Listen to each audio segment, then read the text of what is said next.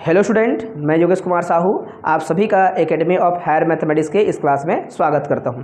Students, पिछली class में हम लोगों ने यंग थ्योरम और स्वार्ज थ्योरम का क्वेश्चन देखा था और प्रश्न में स्पष्ट लिखा रहेगा यंग थ्योरम को सत्यापित करो या फिर स्वार्ज को सत्यापित करो, प्रूफ करो करके, है ना।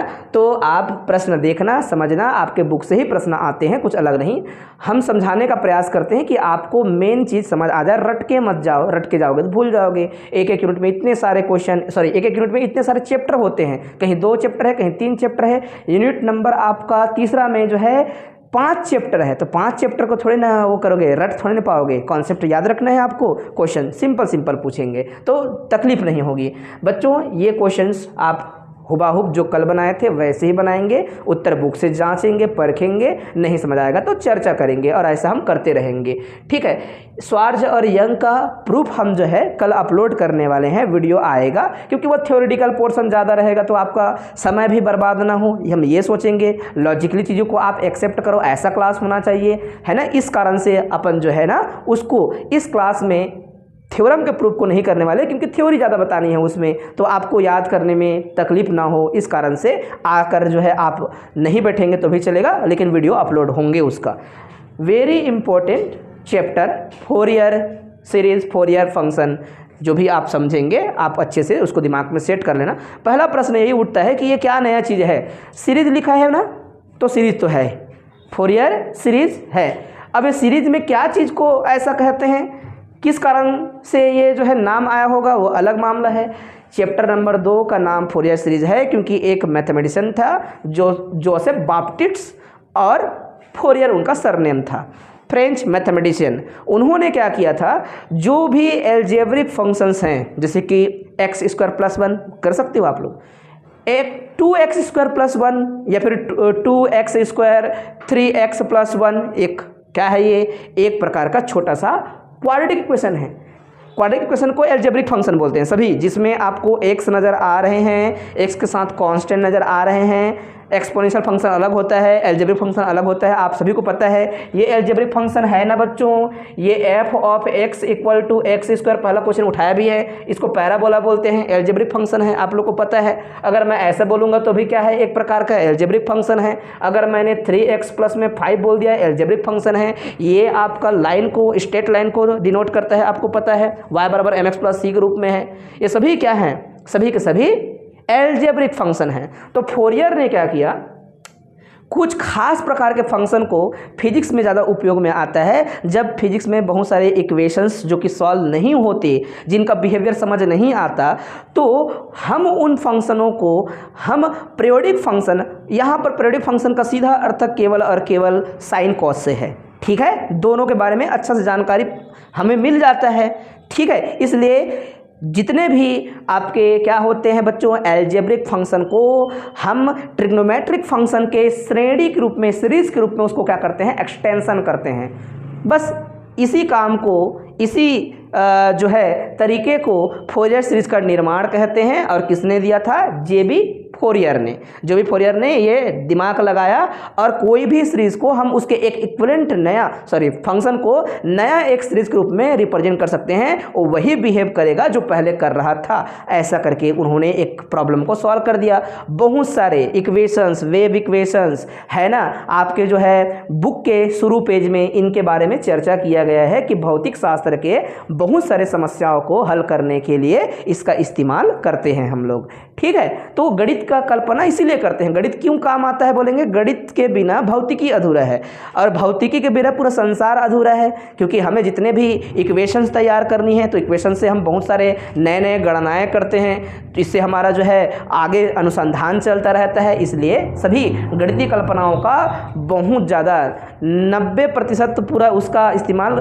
भौतिकी में होगा ही होगा। आपने जब भी देखा होगा भौतिकी के हर जगह पर इसका इस्तेमाल होना है। खास करके क्लासिकल मैकेनिक्स पढ़ लेंगे, या फिर जितने भी आपके चिर संबंध भौतिकी है उसमें सब जगह पे यही काम आएगा अच्छे से, बहुत जगह पर। ठीक है, मैं गणित में यही काम आएगा नहीं बोल रहा हूँ, गणित काम आएगा। तो बच्चों एक लाइन में सिंपल मतलब समझ आ गया होगा कि क्या पढ़ने वाले हैं। बुक में भी लिखा रहता है थोड़ा थोड़ा थ्योरी, इसलिए इंट्रोडक्शन पढ़ा करो जितना भी हो आप सभी, चाहे आप फिजिक्स पढ़ते हो, केमिस्ट्री पढ़ते हो, हमेशा इंट्रोडक्शन पढ़ना चाहिए। बुक में लिखा रहता है ना बच्चों कुछ कुछ, उससे रोचकता बढ़ती है कि अच्छा इसका ऐसा उपयोग होता है। आपने बहुत से मूर्खों लोग को देखा होगा, क्या किया हम लोगों ने, साइन थीटा थीटा फीटा पढ़ के साले बहुत सारे चीज़ को समझने में बहुत ज़्यादा काम का चीज़ है। आपने देखा ना बच्चों, प्रोजेक्शन वगैरह हम करते थे, मैथमेटिक्स का प्रयोग करते हैं, कोई चीज़ फेंकते हैं हम, जो है मान लो रॉकेट भेजते हैं ऊपर, हम मैथमेटिक्स का प्रयोग करते हैं ना, किस एंगल से भेजना है हमको, किस जगह पे स्थापित करना है, उसमें ये कोणों का उपयोग होगा कि नहीं, समझ आ रहा है कि नहीं। तो जो नहीं जानते वो मूर्खों की मीम्स बनाना काम रहता है, मैथमेटिक्स किस काम आता है करके पूरा दुनिया चल रहा है। आप बात को समझिएगा। तो ये आधार समझ आ गया कि क्या है फोरियर, समझ आया ना।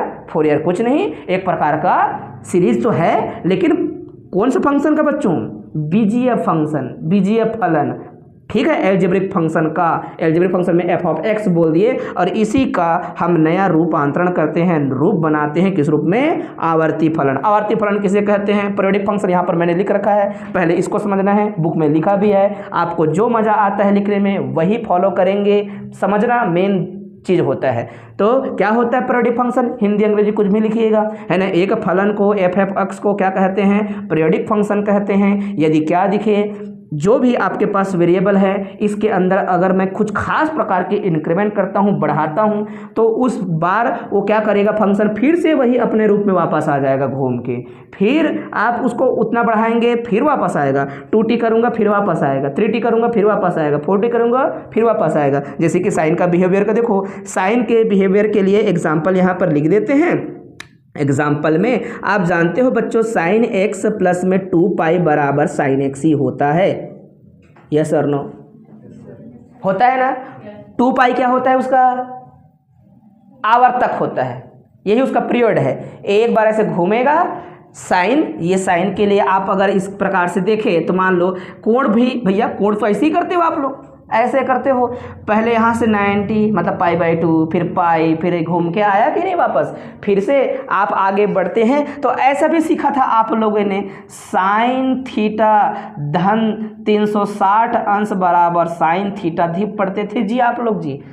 और अगर 10 वगैरह में वो तो अलग है, रूपांतरण फार्मूला है कि साइन जो है π/2 पर चेंज हो जाएगा, है ना, ऐसे कुछ पढ़ रहे थे, वो हम उसके बारे में बात नहीं कर रहे हैं। बिहेवियर चेंज होता है वो समझने के लिए हम रूपांतरणों का प्रयोग करते हैं। मैं पूरा साइन की बात कर रहा हूँ, मैं कोस की बात कर रहा हूँ। ये जो है ट्रिग्नोमेट्रिक फंक्शन, ये 2 पाई के बाद फिर से वापस वही वैल्यू को रिपीट करते हैं। आप साइन 700 का वैल्यू निकाल सकते हो, पता है ना, 900 का निकालते थे 9वीं क्लास में, रहता था 400 अंश, 500 अंश, 15 अंश, 20 अंश, 30 अंश दिया रहता था, उसका वैल्यू निकाल लेते थे आप लोग। क्यों, फार्मूला लगा के घूम के तो उतना ही आना है, इसी के बीच में घूमते रहना है आप लोग को। ओके, तो बात समझ आता है। ये सिंपल सी बातें थे, बुक में सब चीज़ लिखा हुआ है, हर चीज़ मेंशन किया हुआ है। जिनके पास बुक नहीं है कोई दिक्कत नहीं टेंशन लेना है, आपको क्वेश्चन पे फोकस करना है और आपको पता चलना चाहिए टॉपिक में कितनी सारे बातें को इंक्लूड करनी है। मेन बात को इंक्लूड कर दो, बाकी चीज़ें क्यों लिखा गया है वहाँ पर, आपको केवल समझाने के लिए। तो बातें समझ आ गई ना बच्चों, कोई प्रॉब्लम तो नहीं है। एग्जाम्पल आपके बुक में जितने भी दिए होंगे सबको लिख सकते हो, कोई दिक्कत वाली बात नहीं है। फोरियर श्रेणी क्या है समझ आ गया, कोई भी श्रेणी, कोई भी फंक्शन जो कि बीजीय रूप में हो उसका अध्ययन करने के लिए एक नया श्रेणी रूपांतरण किया जा सकता है जो कि आवर्ती फलन के रूप में होगा, जिसका रूप कैसा दिखता है, ये पूरा फोरियर श्रेणी है। प्रश्न एग्जाम में आ सकता है कि फोरियर श्रेणी को लिखो तथा इस वाले फलन का फोरियर श्रेणी बता दो। अभी बीएससी सेकेंड ईयर में क्वेश्चन वैसे आया था, है ना, थ्योरी था 1-2, उसके बाद कुछ प्रूफ करो लिखा था, पहला पेपर में ही था वैसी क्वेश्चन, मैं बोला भी था तुम लोग को थ्योरी आएगा, परिभाषा भी साथ में प्रूफ करने के लिए आएगा, बोला था, आया, वैसे ही आ सकता है। तो आप इसको याद कर लेंगे। क्या है फार्मूला, बोलेंगे सर एफ ऑफ एक्स, इधर वाला हिस्सा कौन, एल्जेब्रिक फंक्शन जिसे दिया है, उसी के बराबर में नया सीरीज बनेगा। सीरीज में क्या है, a0 या a0/2 प्लस सीरीज का निशान लगाया आपने, वैल्यू n का हमेशा 1 से इनफाइनाइट तक चलनी है, 1 से इनफाइनाइट। कुछ जगहों पर 0 देगा, नहीं देगा, गलती से दे सकता है, गलत होगा तब होगा ये, ठीक है। तो सीरीज का निशान लगाया, एन का वैल्यू 1 से लेकर इनफाइनाइट, सामने में a n into cos n x plus में b n sine n x. याद हो गया होगा आप लोग को, इसी को बोलते हैं क्या, फोरियर सीरीज। अब फोरियर सीरीज में क्या क्या निकालनी होती है बच्चों आपको एक बात समझना होगा, ए एन पता चल जाए, ए नॉट पता चल जाए और बी एन पता चल जाए। 3 वैल्यू अगर ढूंढना होता है, बस 3 वैल्यू अगर ढूंढ लिया हम लोगों ने, ये कुछ खास मान है ना, ऐसा दिखाने के लिए हमने उसको कुछ अलग बोल दिया है। कुछ जगहों पर ए बी सी बड़ा बड़ा कैपिटल ए बी सी भी लिख देगा तो भी समझ जाना, वो तो केवल अपना रिप्रेजेंटेशन मात्र है। इनको अगर ज्ञात कर लिए बच्चों तो कोई भी फंक्शन का क्या बन सकता है, सीरीज। और किस रूप में बन रहा है सीरीज, देखो ट्रिग्नोमेट्रिक फंक्शन के रूप में, पीरियोडिक फंक्शन के रूप में बन रहा है। तो यही होता है, हर किसी का इधर उधर नहीं बनाना है, हर किसी का ऐसे ही चालू होगा, लेकिन हर फंक्शन के लिए ए नॉट कुछ अलग आएगा, ए एन कुछ अलग आएगा, बी एन कुछ अलग आएगा। इसको बोलते हैं हम लोग यूलर कांस्टेंट। क्या बोलते हैं, यूलर कांस्टेंट। किसे किसे, ए जीरो को, ए एन को, बी एन को यूलर कांस्टेंट कहा जाता है। जब हम यूलर कांस्टेंट बना लेंगे, देख लेंगे तो सारे वैल्यू मिलने हैं और पुट कर देनी है, आंसर आ जाएगा, बात खत्म। लेकिन उतना सिंपल भी नहीं है, याद रखना, शुरू में नहीं पता तो जब पता चल जाए सिंपल होना चालू हो जाएगा। बच्चों यूलर कांस्टेंट के लिए फार्मूला याद रखेंगे, बुक में जिनको टिक मारना है बुक में टिक मार लेना, और जिनको जो है क्या करना है साथ साथ लिखना रहता है लिख लिया करो, फोटो खींच लिया करो, और जो है अपने कॉपी में अच्छा इस्तेमाल करेंगे। आप लोग को पीडीएफ वगैरह बीच में प्रोवाइड करते ही रहेंगे, आपको अगर समस्या होगा तो, ठीक है। तो ए जीरो का सूत्र क्या है, याद कर लेते हैं साथ ही साथ, सभी ध्यान देना इधर, 1/पाई इंटीग्रेशन माइनस पाई से, इसको बोलते हैं पहले वाले अपर हाफ प्लेन पर काम चल रहा है। क्या दिया है लिमिट, देखो -पाई से पाई, मतलब पाई की बात हो रहा है, या दिख रहा है आप लोग को, बात समझ आ रहा है, ये इस हिस्से के बारे में बात हो रहा है, यहाँ पर यही तो पाई होता है ना, इतना ही होता है पाई। तो इस दौरान आपको प्रश्न में स्पष्टता दिया रहेगा, उसमें सूत्र में लिखा रहेगा कि भाई इस क्षेत्र में करना है करके, तो हम देख के कर लेंगे उसको, लेकिन मेन फार्मूला यही है हमारे, यहीं से बाकी सबको पैदा कर लेंगे हम लोग, ठीक है। तो 1/पाई माइनस पाई से प्लस पाई इंटीग्रेशन करना है, किसको करना है, जो fx दिया रहेगा फटाक से कर लेना है। जैसे कि इस क्वेश्चन में देखो, इस क्वेश्चन में fx दिया है, fx का मैं क्या करूँगा, इंटीग्रेशन कर दूंगा। fx का वैल्यू आया है x² प्रश्न में दिया है, वेरी IMP क्वेश्चन, ठीक है। तो x² का इंटीग्रेशन क्या होता है, x⁴/2, लिमिट रख दूंगा फटाफट में, समझ आ रहा है ना, बस वही करना है आप लोग को। ये आपका an दिख रहा है, an का सूत्र क्या है, 1/पाई इंटीग्रेशन अलॉन्ग -पाई से +पाई f(x) इंटू cos nx लिखा है, ठीक है। cos nx रखेंगे, इंटीग्रेट करेंगे। अच्छा, दो फंक्शन का प्रोडक्ट जो है आपका, उसका इंटीग्रेशन का फार्मूला याद रखना पड़ेगा, लेकिन तो कुछ जगहों पर इस्तेमाल करना सिखाएंगे, शॉर्टकट करना सिखाएंगे, इंटीग्रेशन कैसे होते हैं। अगर ट्रिग्नोमेट्रिक फंक्शन है और एल्जेब्रिक फंक्शन है तो उसके फार्मूला याद रखना पड़ेगा। दो फंक्शन का प्रोडक्ट का फार्मूला याद है आप लोग को, इस प्रकार से जो है, मान लो अपन लिखे हैं क्या बच्चों, इंटीग्रेशन, यहाँ पर u और v है और यहाँ पर dx है। तो आपको u v पहचानने के लिए किसको पहला किसको दूसरा बोले ये तकलीफ रहता है, तो आइलेट का प्रयोग करते हो आप लोग, यस।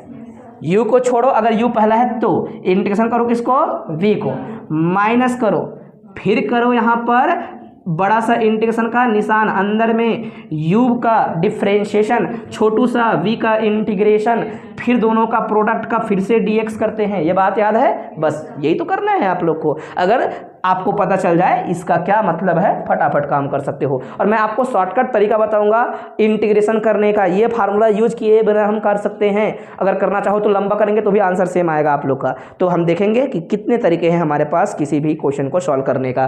तो बच्चों अभी तो हम सूत्र का जो है क्या कर रहे हैं, चर्चा कर रहे हैं, ठीक है। मैं रिपीट करूंगा अपनी बात को, थोड़ा समझिएगा। फोरियर क्या है बोलेगा, फोरियर श्रेणी क्या है बोलेंगे, फंक्शंस जो भी एल्जेब्रिक फंक्शन होते हैं उसी का सीरीज के रूप में रूपांतरण मात्र है। किसने दिया था, जो बोलेंगे जोसेफ बाप्टिस्ट फोरियर, ठीक है, ओके।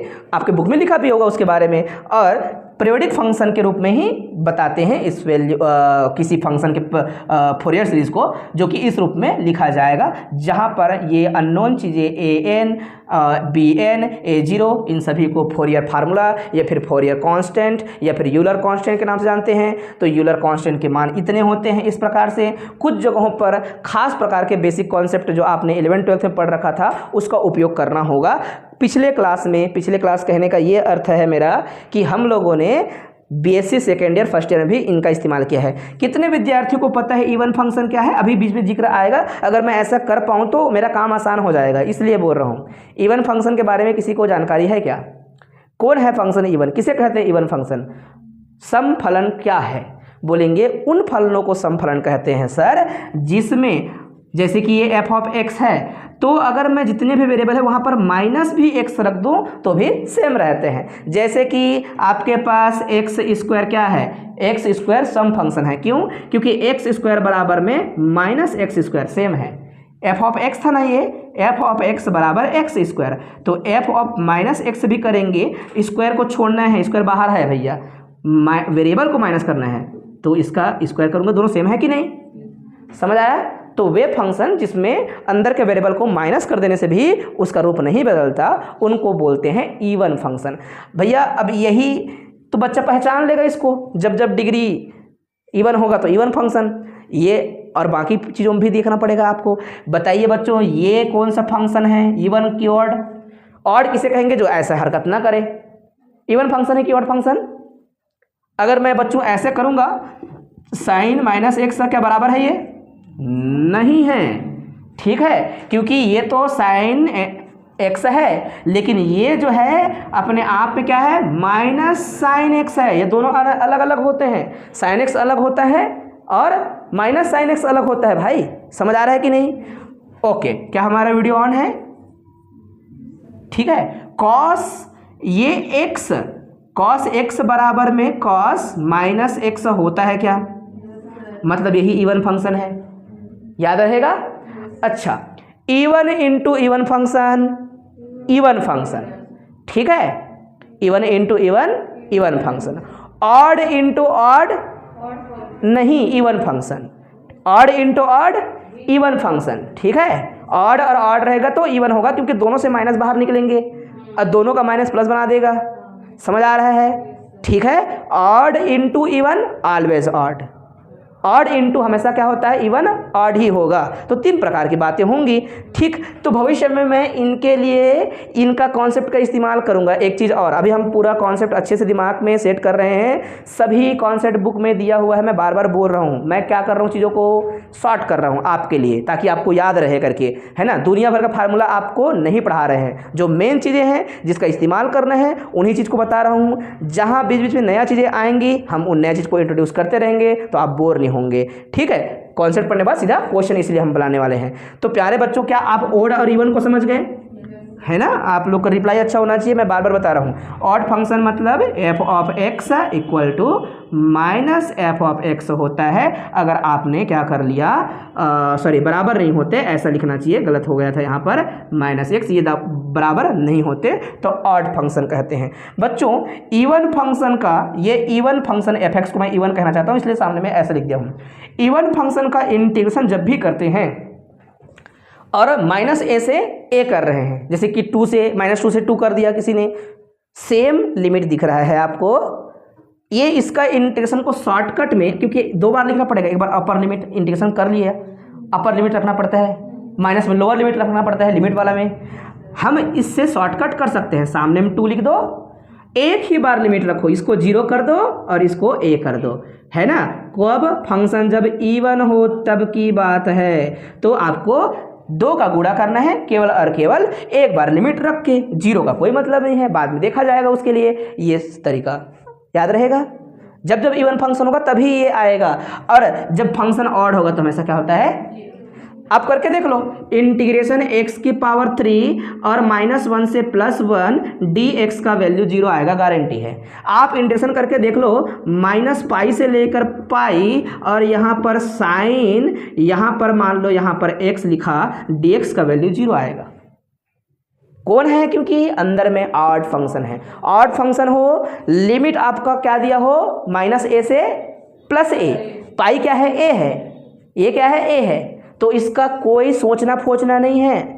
समझ आया, बुक में दिया है ये सभी बातें, है ना। और हम बीएससी में कई बार किए भी हैं, आपको सिखाए भी हैं, भले भूल जाते हैं, लेकिन कुछ जगहों पर करते करते हम काम कर रहे होते हैं। और जितने भी दुनिया के ऑड फंक्शन हैं, अगर उसका इंटीग्रेशन -a से +a तक किया जाएगा, आपको कुछ नहीं करना है, डायरेक्ट 0 लिख देनी है।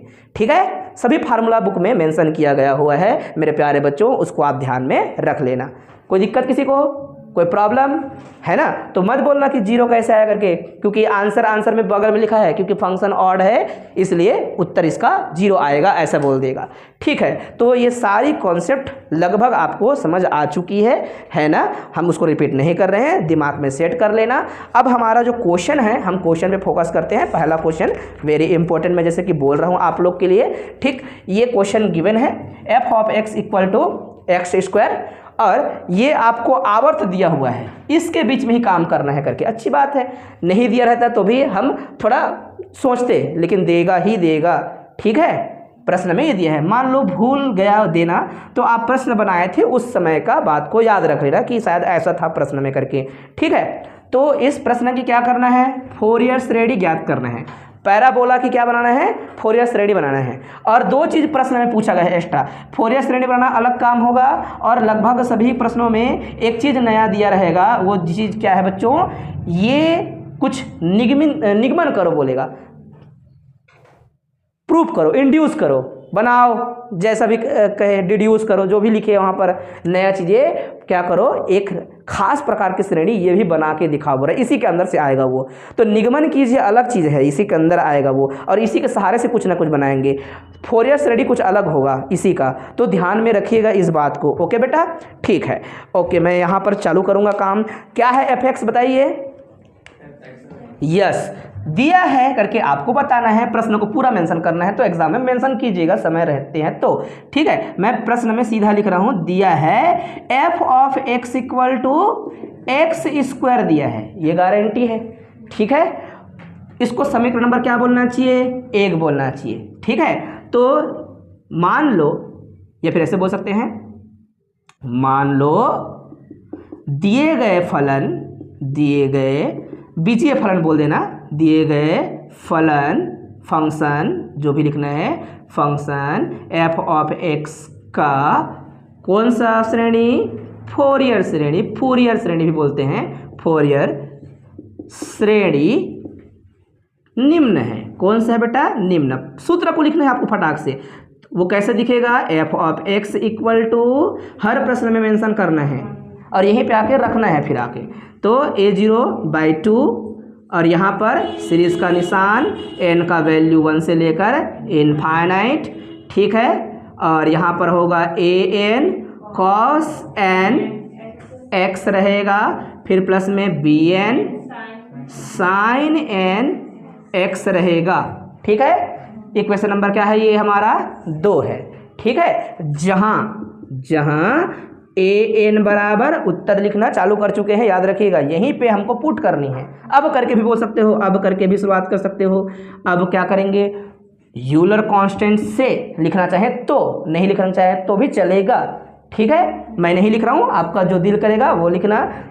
6 साल का हमारे पास नोट्स हैं, अलग अलग सीनियर अलग अलग तरीके से बनाए हैं, उनको फॉलो कर सकते हो, क्या क्या लिखते थे करके टॉपर्स लोग का। ठीक, तो ये a0 निकालते हैं पहले। a0 बराबर क्या आएगा बच्चों, a0 में क्या दिया है, बोलेंगे सर a0 में आप सूत्र पहले लिख लो।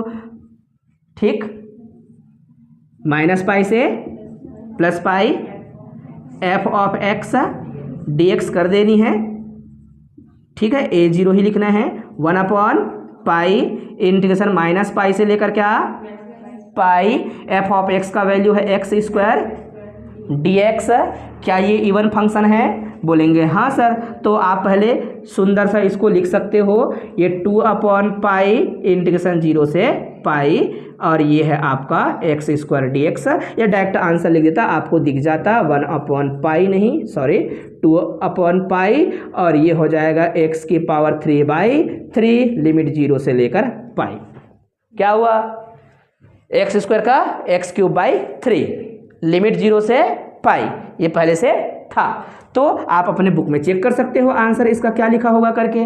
बच्चों सबसे पहले क्या रखना पड़ेगा आप लोग को, लिमिट रखना पड़ेगा, अपर लिमिट। लोअर लिमिट रखने से कोई मतलब है, इसीलिए तो लोअर लिमिट को 0 किए थे, राइट। तो ये हो जाएगा आपका 2/पाई और यहाँ पे होता क्या, π³/3। ठीक है जी, 1 पाई कैंसिल हो जाएगा, ठीक है, 1 पाई कैंसिल हो जाएगा और लोअर लिमिट वाला में तो 0 ही आता, तो अपन लिख सकते हैं इसको 2π²/3। समझ आया ना, कैसे आया, क्यों आया, कोई दिक्कत तो नहीं है किसी को। इक्वेशन नंबर इसको क्या कह देना चाहिए हम लोग को, 3 कह देना चाहिए। ठीक है बच्चों, अब क्या निकालेंगे हम लोग, an निकालेंगे, ठीक है, an निकालेंगे, फिर हम bn निकालेंगे। फार्मूला याद रखिएगा, an बराबर क्या, fx cos nx। भूल जाएंगे तो ये सूत्र में ही थोड़ा सा दिखाया गया है, an cos वाले से संबंधित है तो cos वाला आएगा फार्मूला में, और bn साइन वाले से संबंधित है, साइन वाला आएगा। ठीक है ना, ओके, फोटो खींच लो, फिर इधर मैं सबको मिटा रहा हूँ। ये हमारा a0 या a0 कवर हो चुका है, दिमाग में रखेंगे उसको। an निकालने वाले हैं 1/पाई माइनस पाई से पाई f(x) cos nx फार्मूला होता है। ठीक, अब इसके बराबर में हम लिखते जाएंगे 1/पाई। ओके, आप यहाँ से पहले बदले मत, पहले अंदर में ऑड बनेगा इवन बनेगा, उसको देख के ही चीज़ों को बदलना, लिमिट वगैरह को। तो ये है x², राइट, और ये है आपका क्या, cos nx और dx, बस इतना ही तो बदलाव होगा।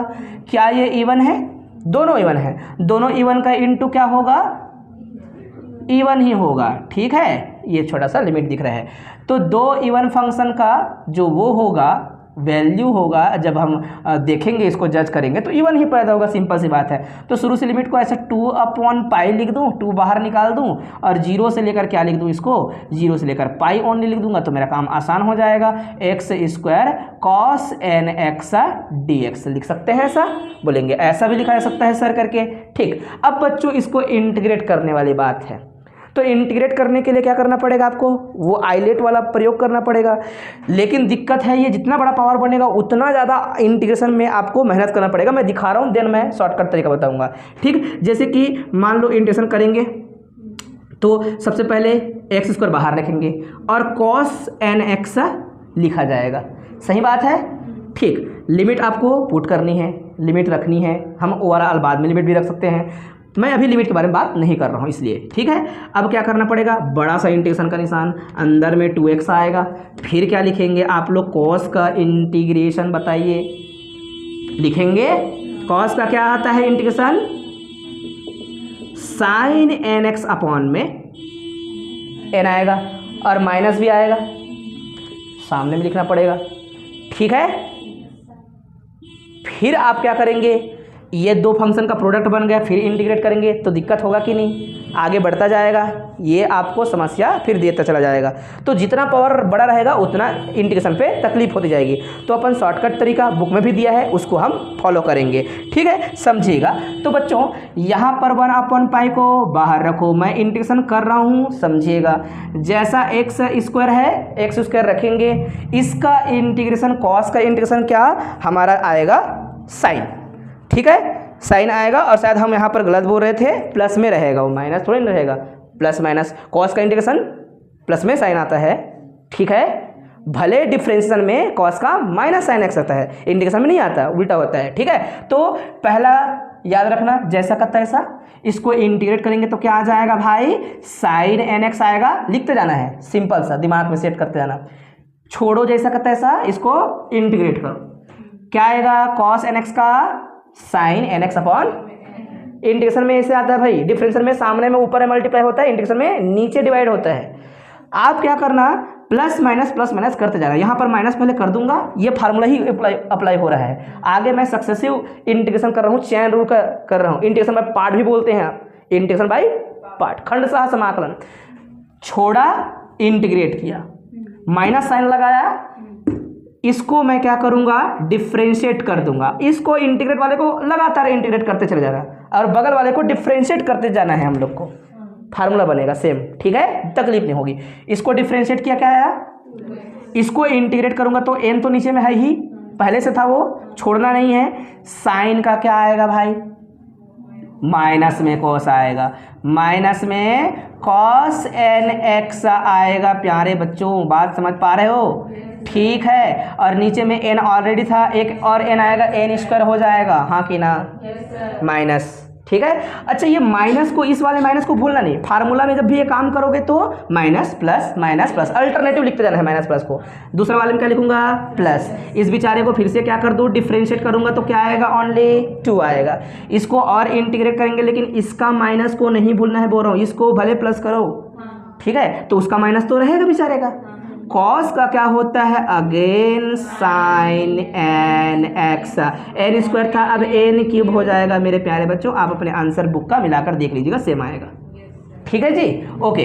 तो ये कहीं बुक में तो नहीं लिखा है, लेकिन हमको पता है कि कितने साल से कर रहे हैं, रिजल्ट वही आना है, तो ये याद रहेगा ना, कर लोगे आप। अगर मेरे प्यारे बच्चों यहाँ पर पावर 3 होता तो क्या लिखते हैं आप लोग, इसको और एक टर्म तक आगे बढ़ा रहे होते, सही है, ओके। तो 1/पाई, अच्छा लिमिट लिखना पड़ेगा हम लोग को, ठीक है जी।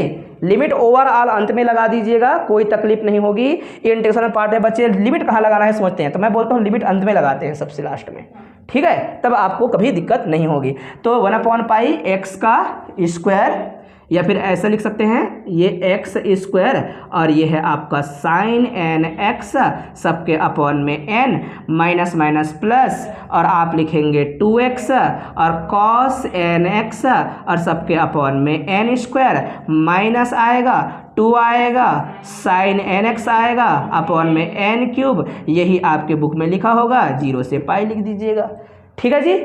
अब लिमिट रख देते हैं हम लोग। जैसे ही लिमिट रखेंगे बच्चों, तो आप यहीं से भी कर सकते थे, लिमिट पहले रख सकते थे, लेकिन मैंने थोड़ा ज़्यादा लिखा है, ये 0 हो जाएगा, क्योंकि साइन एन पाई का वैल्यू क्या होता है, व्यापक मान क्या होता है, 0। साइन पाई का वैल्यू 0, साइन 2 पाई का वैल्यू 0, साइन 3 पाई का वैल्यू 0, साइन 4 पाई का वैल्यू 0, साइन 5 पाई का वैल्यू 0, साइन एन पाई का वैल्यू 0 ही होता है। पता है तुम लोग को, 180 धन थीटा, अगर उस थीटा को अगर उसी आगे बढ़ाते जाओगे तो आपको हमेशा क्या मिलेगा, 0 मिलेगा, व्यापक मान कहते हैं। तो a1/पाई, अच्छा हमने 1 क्यों लिखा है यहाँ पर, हर जगह क्या होगा, 2 होगा प्यारे बच्चों, ये 2 चल रहा था ना जी, तो गलती हो जाता है, इस 2 को अपन लिखेंगे, लिख दिया, अपॉन पाई रखेंगे, कोई दिक्कत नहीं है। यहाँ पर आपको रखना है, मान ले पाई स्क्वायर साइन एन पाई का वैल्यू 0, तो 0 हो जाएगा, ये वाला बस बचेगा, ये खत्म हो जाएगा। तो अपन क्या लिखेंगे, 2 पाई, क्योंकि एक जगह पाई ही रखना है। फिर क्या रखेंगे यहाँ पर, कॉस यस एन पाई, लिख ही देता हूँ, एन पाई अपॉन में एन स्क्वायर, है ना, हो गया। और क्या लिख सकते हैं इसको, ध्यान से देखो, 2 2 4 पाई पाई कटेगा, गारंटी है, ठीक है। अब तो होगा, लिमिट रखी दी हम लोगों ने, ये कट जाएगा, तो ऊपर में रह जाएगा 4, नीचे में रहेगा एन का स्क्वायर, और इसका वैल्यू माइनस एन का पावर एन, सॉरी माइनस 1 का पावर एन।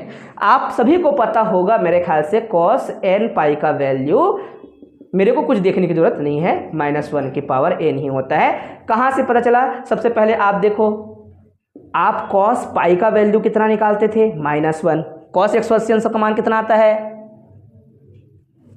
कॉस 180 अंश का मान -1 आता है कि नहीं। कॉस आप देखेंगे 360 अंश का मान, या फिर बोलेंगे 2 पाई का मान, 2 पाई का मान बच्चों +1 आता है। भूल गए क्या, भूल गए होंगे तो व्यापक मान याद रख सकते हो, या फिर निकाल सकते हो फटाफट, बिल्कुल 100% गारंटी है, ठीक है। एक मान याद होने पर बाकी सभी मानों को निकाला जा सकता है। तो कॉस एन पाई का वैल्यू कितना होता है, कोई पूछे तो क्या बताएंगे आप लोग, -1 की पावर एन। अगर मैं यहाँ पर देखो, पाई में यहाँ पर क्या जुड़ा हुआ है, 1, इसलिए -1 आता है, 2 है तो 1, 3 पाई का वैल्यू -1, 4 पाई का वैल्यू +1, याद रहेगा, भूलना नहीं, ठीक है। तो इन सभी बातों को अच्छे से सेट कर सकते हो, ओके। तो अब ध्यान में रहेगा ये, है ना, आप अपने तरीके से चीज़ों को सेट कर सकते हो। अब बच्चों बी एन निकालना है हम लोग को, बी एन निकाल दें यहीं पे, मैं लिख देता हूँ, now b n equal to 1/पाई इंटीग्रेशन -पाई से लेकर पाई, और एफ एक्स कौन है, एक्स स्क्वायर, यहाँ पर क्या है, साइन एन एक्स। मैं सूत्र नहीं लिख रहा हूँ, डायरेक्ट अपना प्रश्न स्टार्ट कर रहा हूँ। Sine n x, d x का वैल्यू आएगा 0, बी एन का वैल्यू 0 आ रहा है। कितने लोग को दिखा बताइए, क्यों आया जी 0? इवन ऑड इनटू है, ये इवन लेकिन ये ऑड है, गारंटी है 0 आएगा, कुछ भी कर लो आप, ठीक है। तो काहे हम फालतू का इंडेक्शन करना बैठे, आपके बुक में डायरेक्ट 0 लिख दिया, तो आपको पहले इसीलिए इवन ऑड को हमने समझाया, आपको बताया। अगर जो बच्चा नहीं जानता है वो क्या करेगा पता है, जिसको कॉन्सेप्ट पता नहीं है, भले उसको गणित आता है, लेकिन बच्चों आपको 11th-12th में अच्छा गणित आता है, इसका मतलब ये नहीं है कि आप बीएससी गणित अच्छा जान लोगे। जब तक चीज़ें को नहीं पकड़ोगे, कॉन्सेप्ट को नहीं पकड़ोगे। मेधावी होना अच्छी बात है, लेकिन ओवर कॉन्फिडेंस होना बहुत बुरी बात है। आपको हर क्लास में कुछ ना कुछ नया सीखना पड़ता है। सीखने के लिए रेडी रहना। टीचर्स आपको कॉलेज में, आपको ट्यूशन्स में, या फिर आपके यूट्यूब के माध्यम से, या कोई सीनियर कुछ ना कुछ अच्छा बताते हैं, क्योंकि उनके पास वो अनुभव है। तो आप लोग एक्सेप्ट करने के लिए हमेशा रेडी रहेंगे सीखने के लिए। तो ये बात सीख गए ना, पहले से कुछ बेहतर सीख गए। बीएससी में कुछ अलग जानते थे, अब कुछ अलग जान रहे हो। धीरे धीरे आप चीज़ों को समझ जाएंगे, और ये सब किया हुआ चीज़ है, ऐसा नहीं है। लेकिन जब चीज़ें रिपीट होती हैं तो अनुभव के साथ चीज़ें और ज़्यादा मजबूत हो जाती हैं। तो ये अब सभी मानों को क्या करेंगे, सभी मानों को नाम दे दें क्या इनको। एक समीकरण वो हो गया 3, ये हो जाएगा आपका 4, और ये आपका 5। या फिर लिखने का तरीका, ये समीकरण नहीं दिए होते तो क्या बोलता है, सभी मानों को, या फिर ऐसे बोल सकते थे समीकरण नंबर 1 जो हमने सबसे टॉप में बताया था, या सर 2, समीकरण नंबर 2 में a0 an व bn का मान रखने पर ऐसा भी लिख सकते हो। सही बात है, कोई दिक्कत वाली बात तो नहीं है, जो ठीक लगे वैसे मेंशन करना। तो अब f ऑफ x बराबर, या f ऑफ x को क्या लिख सकता हूँ, x स्क्वायर बराबर क्या, वही f ऑफ x होता है, ठीक है। x square is equal to a0/2 है, ठीक है। a0 कितना निकाला, 2 स्क्वायर अपॉन 3/2। तो और 2 करूंगा, इस 2 को काट देगा, तो मैं क्यों इसको π²/3 लिखूं, क्योंकि इस वाले 2 को डिवाइड 2 करने से वो काटेगा ही काटेगा, तो मैं डायरेक्ट लिख रहा हूं, है ना। आपको समझ आ गया होगा, आपको लिखना है तो पूरा लिखिएगा, है ना। इतना गणित तो आता है हर किसी को। अब क्या लिखे प्यारे बच्चों, समेशन का निशान को छोड़ना नहीं है, एन का वैल्यू 1 से लेकर इनफाइनाइट छोड़ना नहीं है, ठीक है। अच्छा, और यहाँ पर यस an का वैल्यू कितना आया, -1 की पावर n 4/n² आया हुआ है।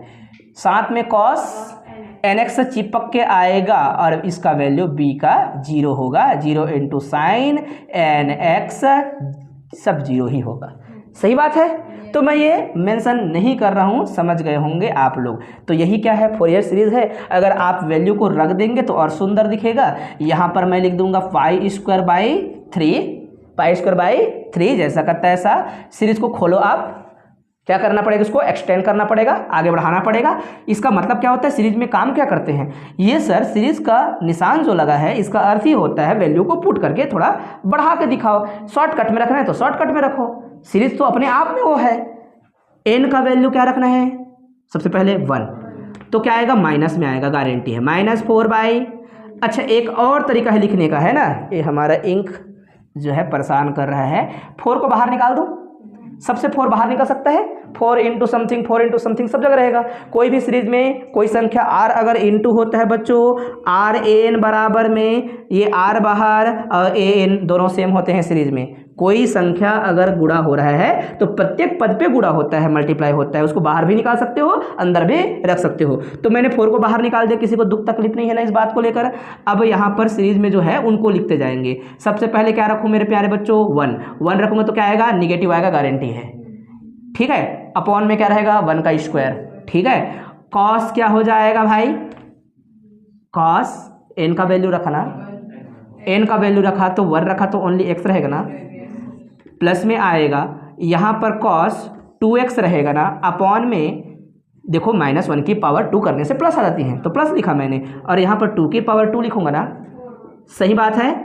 और फिर क्योंकि नहीं हम बदल रहे हैं, क्योंकि इसमें थोड़ा उत्तर में हमारा वैसे ही कुछ हरकत है, ठीक है। यहाँ पर क्या आ जाएगा, माइनस आएगा, क्योंकि n की जगह 3 रखने वाले हैं, क्योंकि 1 की पावर 3 करने से माइनस आएगा, इसलिए माइनस रखा हूँ। cos 3x बाई 3 की पावर 2 लिखूंगा ना, यही चलता रहेगा। और cos क्या रहेगा, 4x 4 की पावर 2 रहेगा। प्यारे बच्चों, ये टिक टिक टिक टिक लिख दीजिएगा, ठीक है। आगे बढ़ता रहेगा, जगह कम है तो इसको हमने ऐसे लिखा।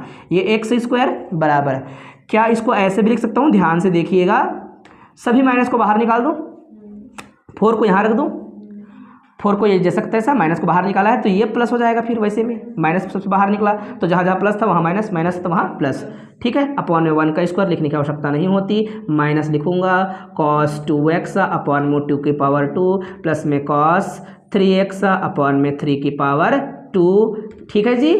ये प्लस माइनस चलता रहेगा, मैंने ऐसा कर दिया।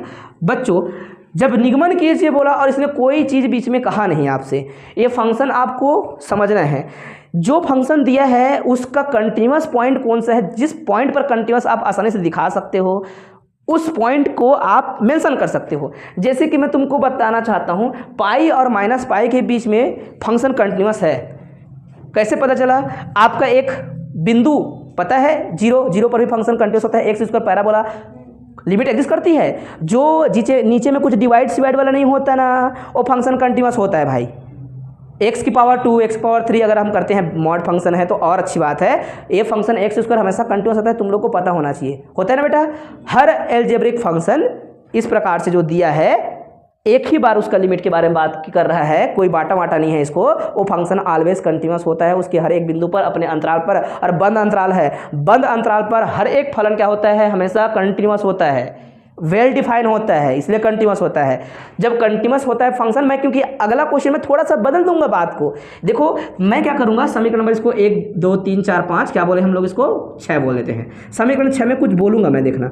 समीकरण नंबर 6 में x = 0 लेने पर, अब मैं इसको अपने तरीके से ले सकता हूँ, क्योंकि वो ये जो है इसके बीच में x का वैल्यू होता है, माइनस पाई और पाई के बीच में लिया जा सकता है, तो आपने ले लिया। और इस पॉइंट पर कंटिन्यूअस भी है। निगमन कीजिए में आप आज़ाद हो, आप कैसे निगमित करेंगे, और मेरे लिए यही उचित है, इसलिए मैं निगमन करूंगा। जहां पर भी देखो उस उत्तर में कहीं पे x का जिक्र हुआ है, इसमें निगमन कीजिए वाला में x है नहीं है, पक्का x का वैल्यू 0 लेने पर ही वो आएगा, ठीक है। क्योंकि x का वैल्यू 0, cos 0 की बात हो रही है, cos 0 का वैल्यू हमेशा 1 होता है, ये एकदम लॉजिक है, चिपक रहा है लॉजिक, ठीक। यहाँ पर क्या आ जाएगा 0, क्योंकि आपने x को 0 लिया 0, और ये हो जाएगा π² माइनस 4, cos 0 का वैल्यू 1, यहाँ पर माइनस, ये cos 0 ही रहेगा, 1/2 की पावर 2, सही बात है। cos 3 बोलेंगे तो वहाँ पर भी 0 आ रहा है ना, क्योंकि x को 0 बोल दिया तो cos 0 हर जगह 1 आ जाएगा, और 1/3 की पावर 2 रहेगा, अगला वाला 1/4 की पावर 2 रहेगा, ऐसा चलेगा। बच्चों इसको मैं इधर शिफ्ट करूँगा या फिर पूरे को शिफ्ट करूँगा, एक जगह से माइनस हट जाएगा, सिंपल सी बात है। इसको इधर लाऊंगा तो क्या लिखूंगा मैं, π²/3, माइनस लाया था, माइनस भी था, तो इधर वाला माइनस को मैं काट दे रहा हूँ, समझ गया हाँ, ये दे 4 रहेगा, माइनस 1 कट जाएगा, या फिर इसको इधर शिफ्ट कर दिए, ये मान के चलो। बात समझ आया कि नहीं? तो आपका उत्तर दिखा कि नहीं, दिख रहा होगा उत्तर कुछ कुछ। इस 4 को यहाँ मल्टीप्लाई कर देते हैं, सॉरी, तो यहाँ मल्टीप्लाई थोड़ा होगा, मल्टीप्लाई इधर है तो इधर डिवाइड हो जाएगा, सिंपल सी बात है। 4 यहाँ से हटाएंगे तो नीचे में आएगा भैया, तो π² में 4 × 12 बन जाएगा। और ये आपका जो निगमन कीजिए वो लगाया था वही उत्तर दिख रहा है आप लोग को। आया, देखो समझ आया कि नहीं? तो आप कोई भी क्वेश्चन तब बना पाओगे जब आपको कॉन्सेप्ट अच्छा पता हो। आपको सबको जोड़ना घटाना, इंटीग्रेशन डिफरेंशिएशन आता है, लेकिन उसके अंदर की मेन बातों को पहले समझ लो, देन उसको अप्लाई करो। तो क्या मैं आप सभी को समझा पाया, बातें आपके दिमाग में सेट हो पाई? ठीक है बच्चों, अगर ऐसा है तो हम आगे बढ़ेंगे, एक क्वेश्चंस और हम फटाक से करने का प्रयास करेंगे। हालांकि समय नहीं है, लेकिन चर्चा कर देंगे तो आप उसको बना के आओगे, ठीक है। कल 2-3 क्वेश्चन और फटाफट करने वाले हैं बच्चों। तो ये जो क्वेश्चन है, इस क्वेश्चन को आपको ट्राई करना है। तो सबसे पहले एफ को समझना पड़ेगा, राइट, एफ को समझना पड़ेगा, लेकिन एफ तो क्लियर दिख नहीं रहा है, एक बार -1 दिख रहा है, एक बार +1 दिख रहा है, क्या करे सर करके। तो जब भी फंक्शन 2 हिस्सा में बढ़ जाए तो 2 हिस्सा में हम बांट के अपने उत्तर को निकालेंगे। सबसे पहले आपको एफ के बारे में जिक्र करना है, बताना है, इसका फोरियर सीरीज निकालना है। तो यहाँ पर दिया है, अगर किसी को लिखेंगे है ना। तो इसको मैं एक बोल ही दिया हूँ, समझ जाना। समीकरण एक का फोरियर श्रेणी क्या है बच्चों, निम्न है में कौन लिखेंगे, फटाफट लिख दीजिएगा। F of x equal to, इस पूरे को एफ ऑफ एक्स कहते हैं, a0 अपॉन में 2। ऐसे तो फटाफट बताना ही है, हर जगह बताना है। n का वैल्यू 1 से लेकर इनफाइनाइट लिख ही दीजिए, और यहाँ पर आ जाएगा an cos n x, और यहाँ पर प्लस में bn sin n x। ये पूरा का पूरा आपने लिख दिया। समीकरण नंबर ये हमारा दूसरा बन जाता है। सबसे पहले आपको क्या निकालना पड़ेगा, a0 निकालना पड़ेगा। निकालें a0 निकालेंगे। अब बच्चा कंफ्यूज रहेगा शुरू में, सर 1/π बोले, fx को क्या रखूँ मैं, दिक्कत में पड़ गया, ऐसे बोलेंगे -π से लेकर π, और यहाँ पर क्या है f ऑफ x dx। तो क्या बच्चों आपने ये नहीं किया है, ये a से लेकर यहाँ पर b है मान लो, ठीक है। अगर इंटीग्रेशन करते हैं तो ऐसा भी तो लिखा जा सकता था, a से लेकर c कुछ पता चल गया तो a से c, फिर क्या करते हैं c से फिर से b, ऐसे भी तो करते हैं ना।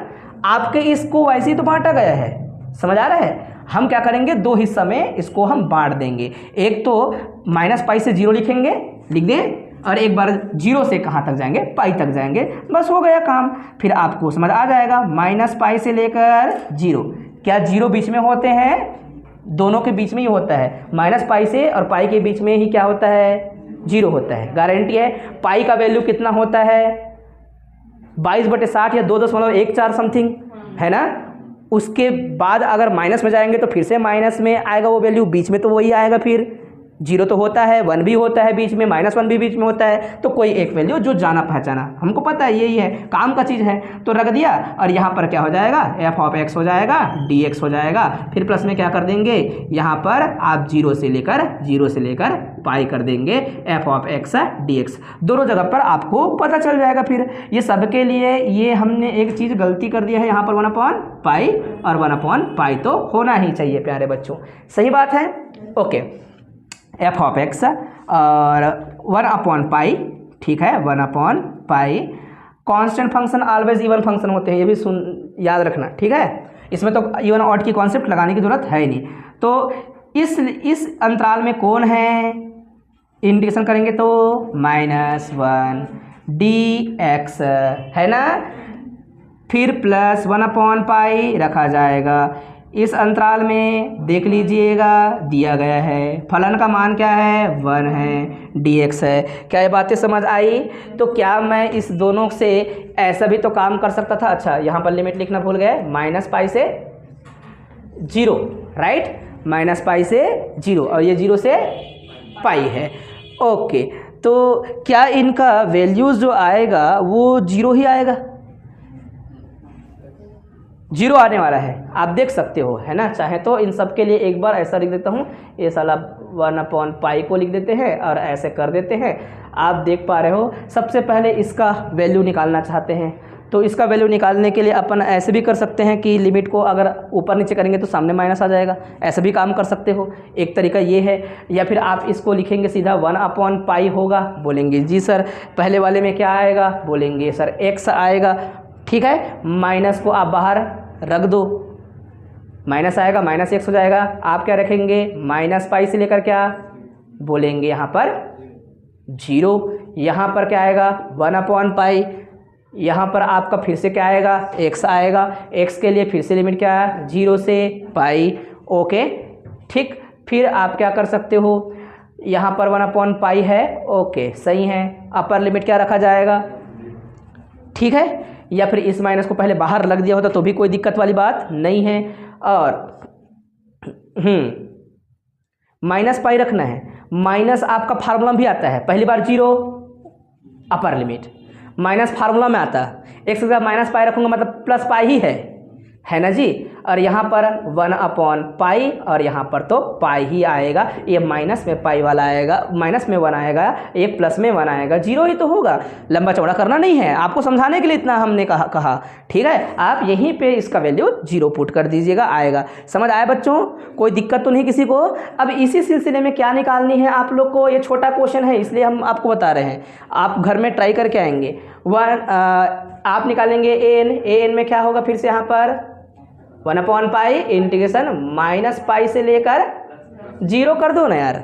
ठीक है, 0 कर दो। और यहाँ पर क्या करेंगे, 0 करेंगे। फंक्शन का पहला मान यहाँ पर माइनस होता है और सभी चीज़ an में क्या होता है, cos n x होता है।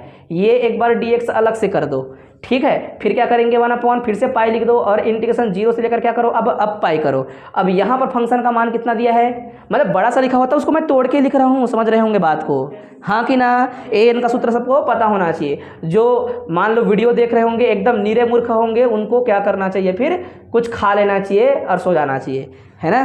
कोई गंदा चीज़ खा लो और मर जाओ, वो ज़्यादा अच्छा रहेगा। समझ नहीं आएगा तो क्या करेंगे यार, ये बात सही है, सबको समझ आ रहा है। नहीं बात क्या किया हम लोगों ने, पहले बड़ा सूत्र लिखा होता 2 भाग में, क्योंकि फंक्शन को बांट के लिखना जरूरी था, 2 भाग में बांट के लिखा। यहाँ पर -1 होता है, यहाँ पर 1 होता है और an वाला हिस्सा cos nx से संबंधित है तो उसे किया। अब वैल्यू यहाँ पर कैलकुलेट कर लीजिएगा, जो भी आ रहा है, 0 तो नहीं बोलूँगा, जो भी आएगा आप करेंगे। ठीक है, और bn भी निकालिएगा बच्चों और आप बताइएगा कि आपका आंसर क्या आता है, किस प्रकार से आता है। बुक में आंसर देंगे ना, बुक में आंसर दिया हुआ होगा और बिल्कुल आपको अब कॉन्सेप्ट समझ आ गया तो आप कैलकुलेट कर पाओगे फटाफट, बिल्कुल कर पाओगे, है ना। तो आज के क्लास में बस इतना ही, इतना कहकर अपने वाणी को मैं विराम देता हूँ। ठीक है बच्चों, ट्राई कीजिएगा, बताइएगा, क्योंकि अभी तो शुरुआत है।